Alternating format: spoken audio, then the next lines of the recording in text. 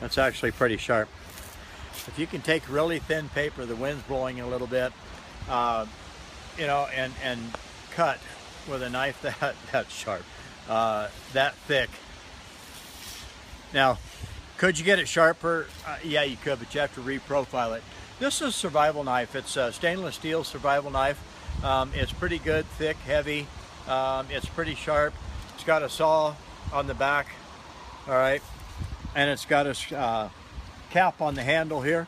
That's where you put your survival equipment. Okay, this particular one comes with fish hooks, matches, and it's really tucked up in there.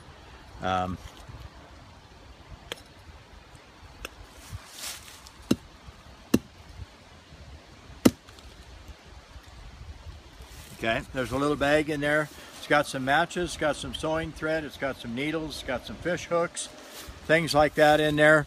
It's also got a compass right here in the cap, in the handle. That's a good deal. But here's what we found out. This is going to be the Sharpen's Best survival knife. All right, it's heavy enough to do some good work. It's thick enough to pry and everything. And we also found that you can take the 4-in-1 Sharpen Spark. 4-in-1. You got a bottle opener, you got a reshaper for your blades, you got a sharpener for 55 different types of blades, knives, and tools. And one of these days we are going to list them. I sat down and listed them one day, can't find the list now, but it does have the fire starter. You take the sharp corner there, put it on there, give it a flick. This one's new, I'm not going to do that right now. But you know what? Here's something pretty cool. Oops, got to take off the ring.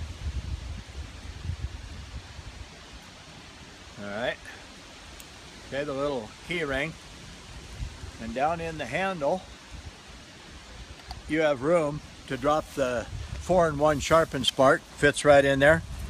So this is going to be our combo. You got a survival knife, and the combination is your 4-in-1 Sharpen Spark sharpener, knife sharpener, bottle opener. Go on the website. You can buy the knife individually, or you can buy the sharpener individually.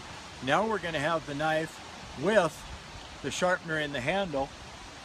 Screw the cap back on. Hey, you know what? That thing really works. I see it move, and it turned to north. All right, so the compass is actually working. That's good. That's always nice. And so you just screw the two back together, put the cap back on the handle. It does have an O-ring, keep the water out. Don't get it too tight, it's not necessary. You do have a lanyard there to, and you know what? I take them like this and I twist them up a little bit, like that. That way it can't just come off your hand. All right, if you actually chopping or doing something and it comes out of your hand, you need just a second to be able to stop it and before it unwinds enough so it comes off your hand. And you know, I don't know, as far as you know, chopping on some stuff, if it was a survival knife, you know, you might need to cut some limbs off. And actually it's pretty heavy, it works good. These little dry limbs right here, these make excellent kindling. They're small enough, they're dry enough, they're completely dead. They're little tiny kindling, you know, like that. Now we do have the saw on the back. And so let's move over here to a limb right here and see how well the saw works. All right, let's take that one off. And actually it's going in there pretty good.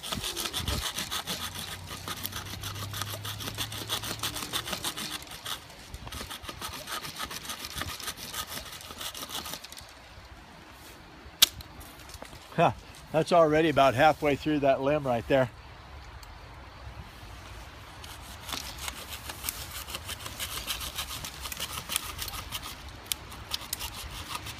Okay, and at that point I would just go ahead and snap it off. The saws on these knives, okay, first of all, it'll never be a real saw, and there really isn't too much of any of these knives that'll ever be a real saw, because on a real saw, the teeth stick out further than the side of the blade.